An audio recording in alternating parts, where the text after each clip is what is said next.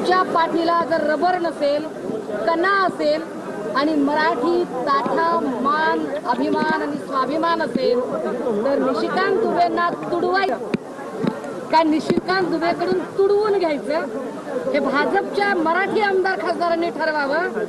बाकी आम्ही दुबे सारख्या जाऊ द्या त्याच्यावर बोलून सुद्धा जीभ खराब करत नाही।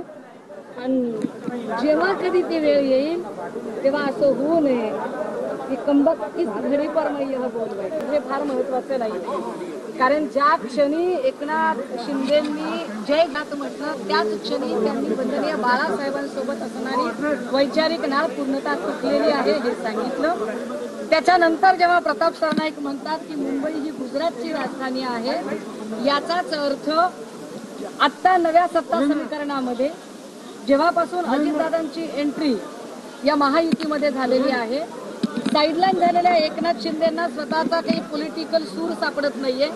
तो सूर शोधण्यासाठी जेवढे जमतील तेवढे दिल्लीश्वरांचे लांगुल चालन करण्याचा प्रयत्न एसएनसी गटाकडून चालू आहे।